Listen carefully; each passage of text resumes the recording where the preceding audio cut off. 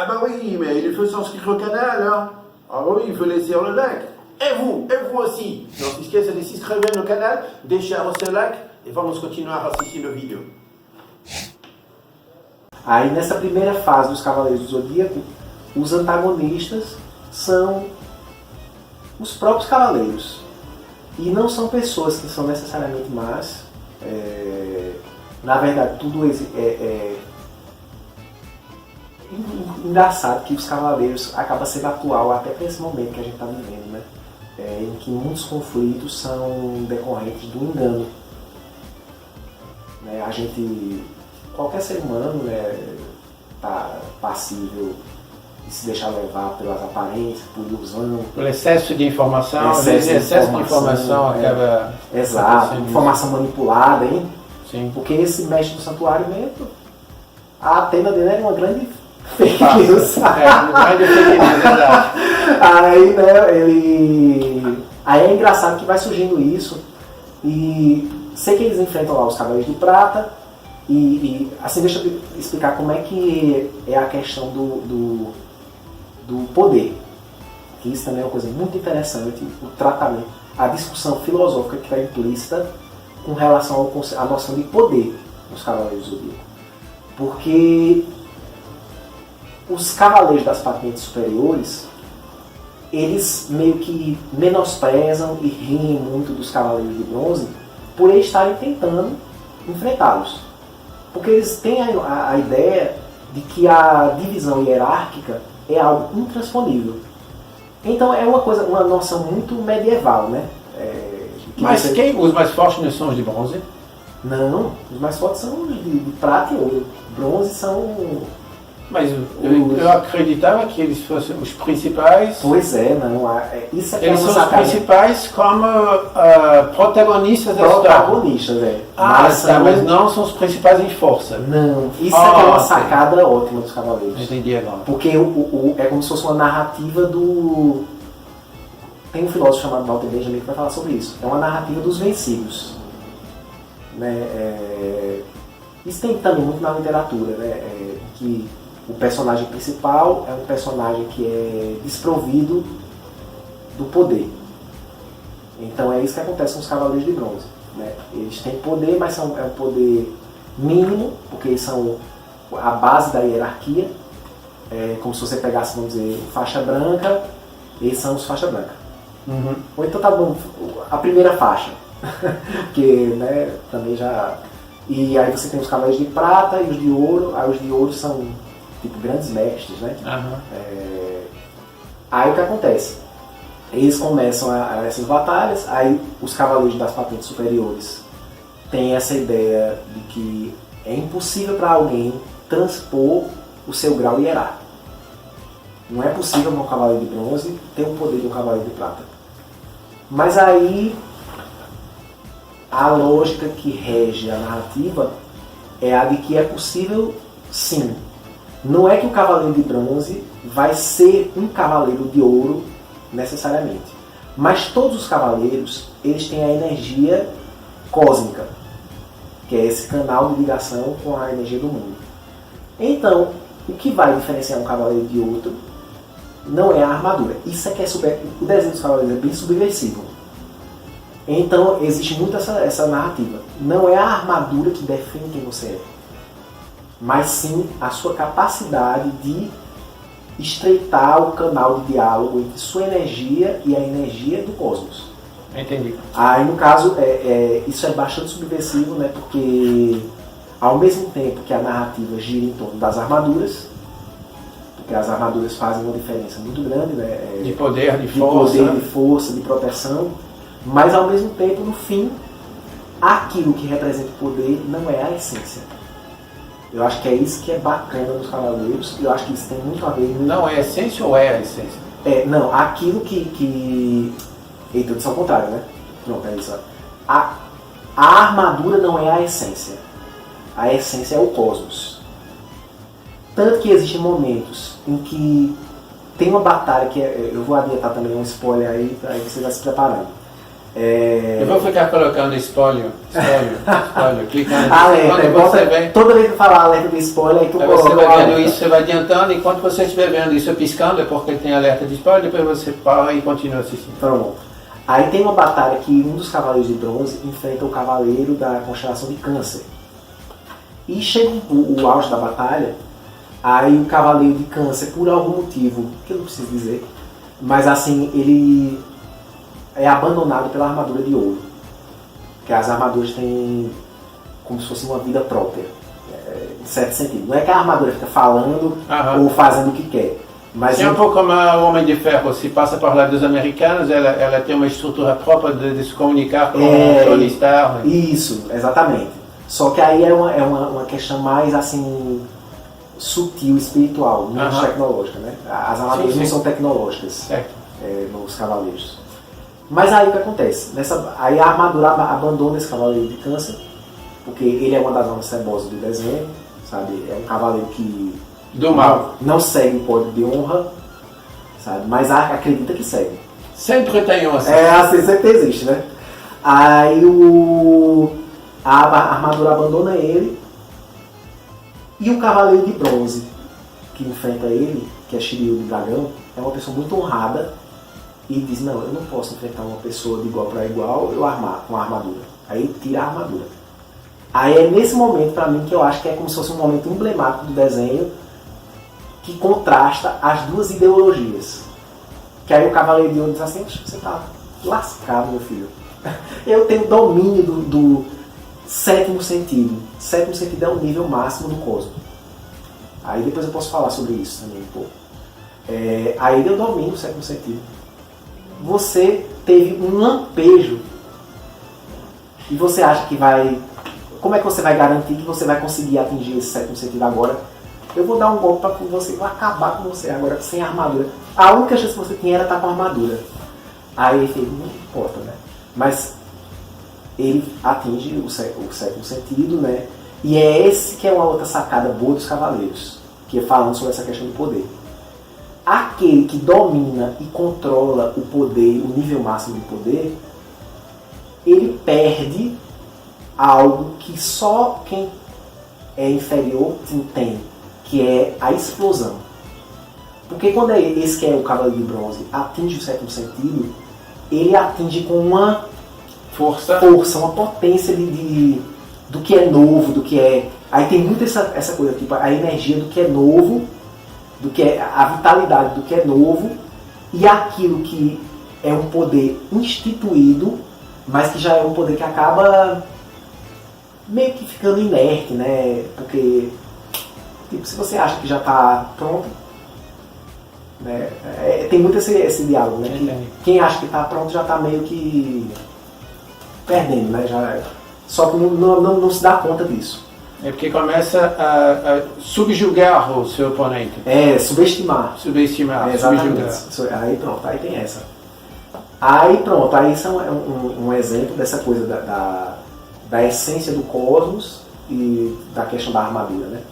Qual é o seu personagem favorito e por quê? Meu personagem favorito é o Seiya de Pegasus. Agora, eu acho que é de todo mundo, na verdade, porque ele é o personagem central, não? Não. Os cavaleiros, os personagens são... Todos eles têm uma participação ativa. E tem personalidades bem peculiares. Por exemplo, tem muita gente que adora o cavaleiro Ikki de Fênix, porque ele é meio que um anti-herói. Ele é uma pessoa boa, mas ele é assim... Tipo... revoltado com o sistema. Exatamente, ele é um revoltado com o sistema. Se a gente vai entrar no mundo Marvel, seria o Deep, aquele de vermelho que tem uma máscara que ele age como se fosse um bandido. Como se fosse... Meu Deus do céu. Como ele se chama? Que teve agora o filme. Sim, é o filme 1 e 2. Que ele é bem engraçado. Ele age como se fosse um bandido, mas na verdade é um herói. Isso, tem uma coisa daquela. Só que aí o Ikki, ele é bem sério. Assim, na dele. Por exemplo, os outros cavaleiros de bronze estão sempre em grupo. Ele nunca está em grupo. Mas quando tem um momento importante, aí ele chega. Aí ele vai falar com a deusa Atena, aí a deusa Atena, ele segue a deusa Atena, sabe? Mas aí, ele é de bronze ou ele é de ele é de bronze. De bronze. De bronze, mas já é diferente porque ele é um cavaleiro de bronze, mas desde que ele começou como cavaleiro de bronze, ele já é capaz de vencer cavaleiro de prata. Ele já tem uma coisa diferenciada. Aí, por exemplo, a deusa Atena chega, Ike, muito obrigado por você ter me ajudado. Aí ela olha assim, quem disse que eu ajudei? Que eu quero ajudar você? Não tem nada a ver aqui. Eu tô porque eu, na verdade, eu não fui com a cara desse sujeito aqui. Eu fiz porque eu quero. Eu fiz porque eu quero, sabe? Aí Não tem corporativismo nenhum. não tem. Aí, por exemplo, ele enfrenta, e o autor vai fazer uns jogos, eu vou dar outro spoiler aqui. Spoiler, a gente está piscando spoiler. Ele enfrenta, quando eles estão nas 12 casas, que são os Cavaleiros de Ouro. Deixa eu até esse detalhe. Os Cavaleiros de Ouro representam. O nome Cavaleiros do Zodíaco foi dado aqui no Ocidente porque as constelações mais conhecidas são as que representam os signos do Zodíaco. Mas os Cavaleiros de Bronze não são Cavaleiros do Zodíaco, né? Os Cavaleiros do Zodíaco são os de Ouro. Certo. Porque aí representam os signos. Aí você tem Áries, Touro. E os outros vieram todos da cultura greco-romana. Todos eles vieram. Agora, assim, por exemplo, os Cavaleiros de Bronze representam constelações que não são constelações do Zodíaco. Entendi. Entendeu? Mas aí o nome virou Cavaleiros do Zodíaco porque, em alusão a essas as constelações dos Cavaleiros de Ouro. É porque o Zodíaco, o nome Zodíaco tem um apelo, né? Aqui no Ocidente deu certo esse apelo. Você pensa Zodíaco, né? Você, eita, que massa, um cavaleiro que representa o meu signo. Certo. Todo mundo quer saber qual é. Eita, quem é o cavaleiro do meu signo, né? Aquela coisa. Entendi. Então, no caso, isso, eles vieram diretamente do Japão e vieram aqui para o Brasil. Foi, assim, houve uma transição. Na verdade, a porta de difusão para o Ocidente foi a França. Olha, está vendo vocês? De novo a França, ajudando vocês aqui no Brasil. Se não fosse a França, você não ia ser o Cavaleiro do Zodíaco. É essencial. O nome Cavaleiros do Zodíaco foi cunhado na França. Olha, está vendo vocês? De novo. Les Chevaliers du Zodiac. Les Chevaliers do Zodíaco. Voilà. Aí, daí, foi para Espanha, e veio para o Brasil também. Mas quanto tempo depois? Quantos anos depois? Você tem essa informação de quanto tempo? Aqui ele chegou por volta de 93. Ou seja, começou em 86, teve uma... No Japão, você tem no Japão. No Japão. O anime ou o mangá? Os dois. Os dois. Porque logo começou o mangá, mas aí fez muito sucesso e logo depois virou anime. Aí daí por diante eles foram feitos em paralelo. Certo. Sempre o mangá vinha primeiro, né? Mas assim, havia quase uma simultaneidade, vamos dizer. Aí por volta de 93 ele chegou no Brasil. Aí o Brasil também foi outro polo de difusão para a América. Certo. Sabe? Isso aí, o Brasil foi...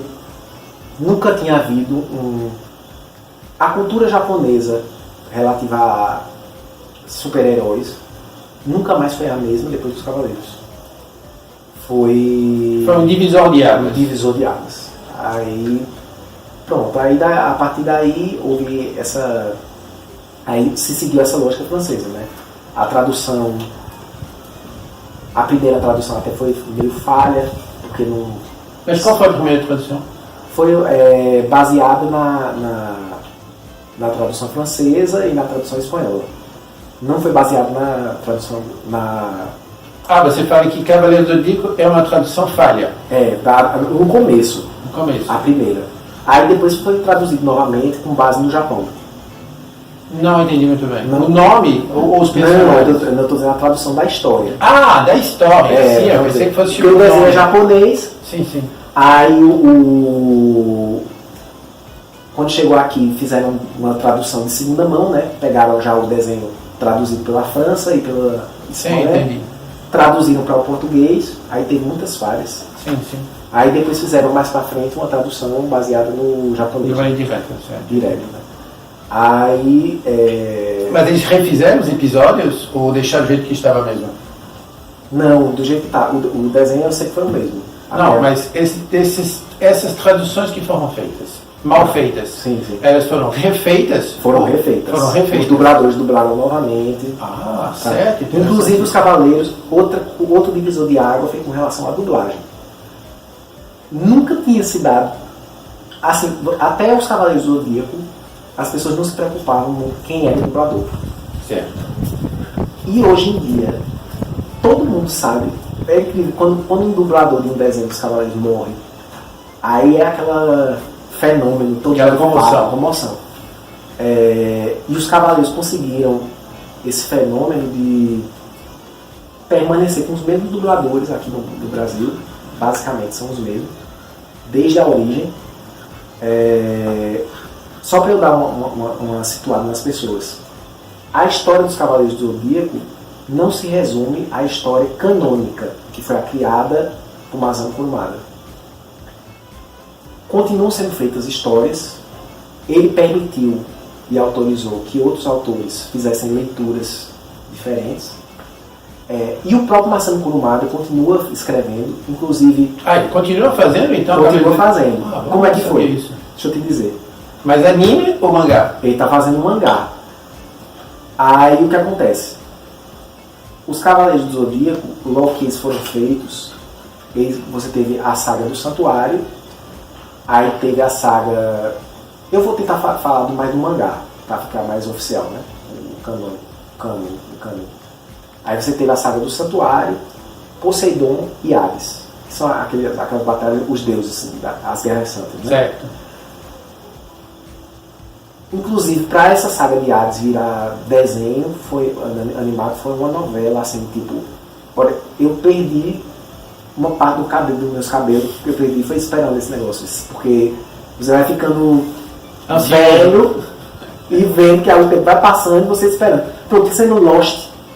Pronto, uma coisa tipo Lost, assim, que você... Eu tive um amigo meu que morreu e não viu o final de Lost. Mas é uma coisa dessa, Deus o tem. Aí, isso aconteceu muito com os Cavaleiros. Aí, tipo, chegou essa saga de Hades, para todos os efeitos, eu não vou dar esse spoiler não, tinha terminado na saga de Hades. Mas aí, Masami Kurumada, acho que em 2010, se eu estiver enganado, você me perdoe, mas já faz tempo, começou a fazer a continuação dessa saga de Hades, que se chama Next Dimension. E a premissa é que a deusa Atena, para poder ajudar um dos cavaleiros, ela resolve voltar no tempo para uma guerra santa anterior e manipular alguma coisa no tempo para refletir no presente e ajudar esse cavaleiro. Ela faz uma espécie de Dark, aquela série de Netflix que é muito confusa. Exatamente, uma coisa meio dark. Só que, e tem um grauzinho de complexidade também, mas assim, que dá tranquilo para você entender. E eu acho muito boa essa saga Next Dimension, mas sofro a mesma coisa que eu sofri com Lost e com essas outras coisas. Porque não terminou ainda. Não terminou, desde 2010 que a gente vem acompanhando. O Masami Kurumada faz, quando bem entende, aí ele faz 6 revistas e depois dá uma parada, fica 1 ano e meio sem fazer nada, e eu com medo que esse condenado morra. Que ele nasceu em 53, já tem mais de 60 anos. Aí eu tenho medo que essa criatura morra e não termine a coisa. E eu quero que chegue na saga de Zeus. Falando em história, uma pergunta: qual batalha, na sua opinião, que não foi travada? Você gostaria de ter visto? Essa batalha é interessante. Isso é simples. Eu quero ver a saga de Zeus. Eles enfrentaram Poseidon, enfrentaram Hades. Aí eu quero ver a saga de Zeus, para mim e para os fãs, quando os cavaleiros de bronze vão enfrentar os deuses olímpicos. Aí seria tipo o top. Clécio, você assistiu a todos os capítulos e você leu todos os mangás de Cavaleiro do Zodíaco? Pois é, deixa eu te dizer. Com relação ao cânone, eu assisti todos os animes e o mangá também li tudo. Não, mentira, teve recentemente o Masami Kurumada fez uns episódios de origem, que é tipo assim.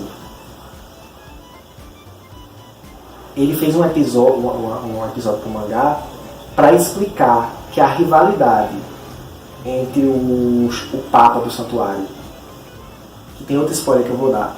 O Papa do Santuário depois vai se descobrir que ele era um cavaleiro de ouro que usurpou o lugar do verdadeiro Papa. Eu tô dando spoiler. Tem que dar spoiler, né, minha gente? Aí o Passando por Umada fez uma saga como se fosse para mostrar que o conflito entre esse, que era o Papa, e o Cavaleiro de Sagitário é anterior. Porque, na verdade, a pessoa que era o mestre do santuário já estava perto de morrer e queria um sucessor. E tinha escolhido como sucessor o Cavaleiro de Sagitário. Aí esse outro Cavaleiro de Ouro, já que eu estou dando spoiler, eu vou dizer que era o Cavaleiro de Gêmeos, ficou com inveja, com ciúme, aquela coisa. Aí foi daí que começou o plano dele para poder tomar poder e tudo. Então, mas o que você não leu? Justamente essa história? Essa história. Eu não li, mas eu já estou sabendo tudo, né? Mas assim, não li, assim, não parei para pegar o mangá e ler.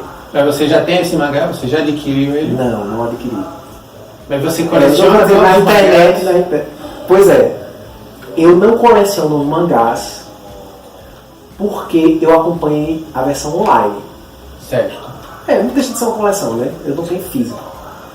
Mas agora eu já estou tentado, porque um amigo meu me fez a gentileza de me dar a primeira edição dos Cavaleiros do Zodíaco, agora no meu aniversário. Aí eu olhei pra ele e falei, mas tô triste, né?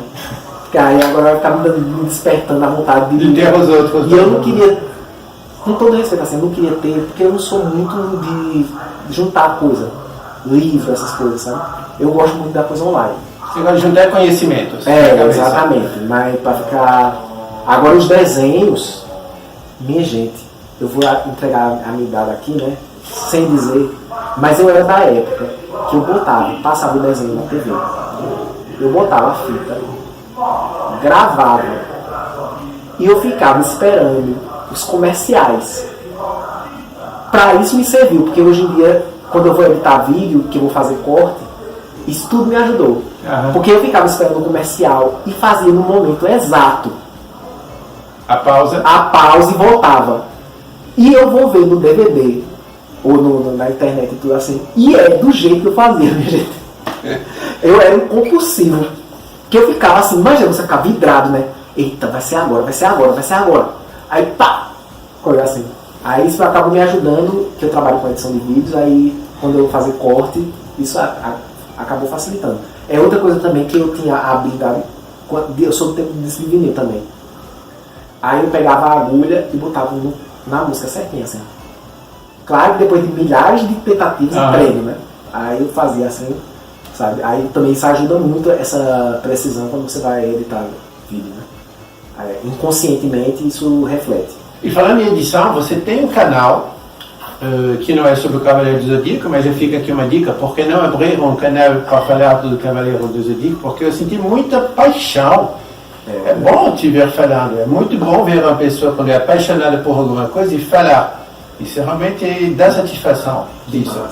E ele tem um canal na internet que não tem nada a ver com o Cavaleiro do Zodíaco, que é um canal voltado para o trânsito, que se chama O Analista de Trânsito. Fala um pouco sobre o seu canal. Pronto, ele é um canal que existe já faz 3 anos. Acabou de completar recentemente, em julho. E a gente fala sobre questões relativas ao trânsito, legislação de trânsito, regras, só que tentando dar uma linguagem mais simples, mais acessível, mais dinâmica, porque a gente criou esse canal porque a gente sentia que as informações sobre trânsito sempre eram complexas, pouco acessíveis, enfadonhas. Muito bom, porque esse já vai ser a minha próxima entrevista com Clécio. Então, vamos falar sobre o seu canal, e vamos falar sobre trânsito, vamos falar sobre legislação, vamos falar sobre muita coisa interessante que certamente vai interessar. E estamos aqui com um analista de trânsito, ele inclusive trabalha no Detran, ele tem muita informação de confiança. Não alguma coisa que eu escutei falar, não é alguma coisa que eu escutei falar. Ele tem certeza do que está falando. E vamos fazer isso no próximo vídeo, na conversa Chegou na Cozinha. Então me diga uma coisa, na sua opinião, qual o melhor episódio da série? Eu não falo da saga, mas eu digo o capítulo. Qual o melhor capítulo que você assistiu e disse, esse foi inesquecível? Você vai fazer uma pergunta dessa para um libriano. É uma tortura isso aí. Deixa eu pensar. Mas veio na minha cabeça, eu vou dizer o que veio na minha cabeça. Certo, isso é o mais importante. Eu acho a batalha da casa de Aquário. Porque o que acontece? O cavaleiro de Aquário, o cavaleiro de bronze que enfrenta o cavaleiro de Aquário é o cavaleiro Yoga de Cisne, que é o discípulo desse cavaleiro de Aquário. Que é os dois cavaleiros têm poderes ligados ao gelo. Que é outras sacadas que são bem interessantes do Marcelo Kurumada. Por exemplo, você pensava Aquário, ele vai botar poder de água. Mas aí o Marcelo Kurumada não é óbvio. Assim, ele sempre arranja algo inusitado. Aí são cavaleiros de gelo. Tem poderes ligados ao ar frio, esse tipo de coisa. E essa questão da relação entre mestre e discípulo, para mim sempre foi muito fascinante. E chegar a uma narrativa que contrasta totalmente com a cultura japonesa. Porque na cultura japonesa o mestre é uma figura intocável. Uhum. Um discípulo não vai lutar contra o mestre. Não existe isso aí. Mas no desenho existe. Porque as circunstâncias levam aquilo. Porque como é que o Cavaleiro de Bronze vai conseguir salvar a deusa, que ele tem que passar pelas casas do Zodíaco para poder salvar a deusa que está em perigo. Para salvar a deusa ele tem que enfrentar o mestre. Isso aí é... Porque o mestre está enganado. Como todos os outros cavaleiros, ele está enganado. Certo. Aí existe... eu acho que é um desenho redondo. É um desenho só. A maioria dos desenhos dos Cavaleiros do Zodíaco se resolve em 2 ou 3 episódios. Uhum. Nesse se resolve um episódio. Ou seja, aquele famoso começo, meio e fim. Começo, meio e fim, assim, tudo bem dosado. Uma carga de dramaticidade. Assim, olha, eu até hoje, várias coisas dos Cavaleiros do Zodíaco ficam na minha cabeça quando eu estou no meu dia a dia ou na minha vida. Tem muitas coisas emblemáticas dos Cavaleiros que até hoje... Inclusive a sua camisa é muito interessante. Qual é o personagem? É o mesmo personagem? É o... Não, essa aqui deixa eu te explicar. Esses são os Cavaleiros de Ouro. Diogo. Só que esse aqui é o Cavaleiro de Leão, porque essa camisa faz alusão a uma saga chamada Soul of Gold, que é a Alma dos Soldados, Alma de Ouro. Desculpe, a Alma dos Soldados é um jogo dos Cavaleiros, que eu também... por exemplo, videogame. O único jogo de videogame que eu jogo é um dos Cavaleiros do Zodíaco. Não tenho muita paciência para ficar jogando videogame. Aí, é Alma de Ouro. É uma saga em que protagonizada pelos Cavaleiros de Ouro, em que os Cavaleiros de Ouro aqui estão com as armaduras divinas. A armadura deles foi banhada pelo sangue da deusa Atena e em algum momento atinge o status de armadura divina, que é uma armadura que tem o mesmo poder da armadura dos deuses olímpicos. Aí é isso aqui. Muito interessante. Aí muito bonito também. É bonito. Muito bonito. Clécio, existem fã-clubes no Brasil e você faz parte de algum fã-clube? Sim, existem vários. Na verdade, eu não participo de um fã-clube. O que eu faço é seguir páginas de fãs. Que é agora no formato... Mas é o que? Pelo Facebook ou pelo Instagram? Facebook e Instagram. Ok. Aí e também sigo canais. Existem bastantes canais sobre cavaleiro na internet. No YouTube? No YouTube, Aí no caso, mas essas páginas do Facebook, as fanpages, são excelentes e eu sigo várias. Inclusive, assim, o meu próprio Instagram é um repositório de imagens dos Cavaleiros do Zodíaco. Aí eu compartilho imagens dos fã-clubes, esse tipo de coisa. E podemos colocar aqui nas descrições? Fique à vontade. E qual é o seu endereço? Meu Instagram é @ClécioPegasus. Inclusive, até eu tenho orgulho de dizer que esse nome Clécio Pegasus é quase como uma patente, né? Porque foi o nome que eu usei para o meu primeiro e-mail, quando eu tinha de 14 para 15 anos. E até hoje é o mesmo e-mail. Na época, muita gente ia dizer assim, vai usar esse nome para um e-mail? E eu uso até hoje profissionalmente e não estou nem aí também. E hoje muita gente utiliza, né? Utiliza. Principalmente o pessoal do TI utiliza muito. Muito. Agora hoje em dia é moda você usar esse tipo de nome alternativo nos e-mails, né? Mas quando eu comecei na época, aí Você foi o precursor dos nomes alternativos nos e-mails. com uma vanguarda, né? Mas aí existem, assim, vários fã-clubes e várias fanpages e eu sigo muitas fanpages. Clécio, então eu gostaria de deixar o convite para fazer a próxima entrevista sobre trânsito, porque como já dissemos, ele tem um canal que se chama O Analista de Trânsito, porque o problema de trânsito não é só aqui em Pernambuco, é no Brasil todo. Eu vou dizer para vocês, não é só no Brasil todo, é no mundo todo. Eu já dirigiu na França, na Bélgica, no Portugal, no Mônaco. Realmente é uma confusão terrível. Claro que não são as mesmas leis, mas bom, estamos aqui no Brasil, vamos falar do trânsito aqui no Brasil, mas nada impede, também fazemos alguma comparação com outros locais. Então vocês, na próxima entrevista, deixem aqui suas perguntas para a Clécio, o que vocês gostariam de saber. E ele, como já dissemos, tem o canal do YouTube, que se chama O Analista de Trânsito. O Analista de Trânsito. Então vocês estarão aqui também nas descrições do canal, como o Instagram dele. E Clécio, foi um prazer enorme ter você aqui no meu canal. Foi a melhor inauguração que eu poderia ter tido. Me deu muita satisfação de conhecer um universo que eu confesso que eu não conhecia. Claro que eu já tinha ouvido falar dos Cavaleiros do Zodíaco, tudo bem. Mas eu não tinha a menor ideia da estrutura, dos personagens, dos porquês. E foi muito interessante realmente ter esse conhecimento. E devo a você, muito obrigado, seja sempre bem-vindo. Muito obrigado a você, foi um prazer. Muito obrigado pelo espaço, né? Porque não é todo local que dá a gente a oportunidade de falar de forma tão profunda sobre uma manifestação artística, né? Porque muitas vezes as pessoas veem, claro que está diminuindo, mas existe um preconceito, né? Uma resistência. Mas depois a gente vai percebendo que nos animes, nas histórias de super-herói, você consegue refletir sobre importantes questões relacionadas ao espírito humano, questões relativas ao poder, questões contemporâneas perpassam essas narrativas. Foi uma honra e o convite já está aceito para o vídeo sobre trânsito.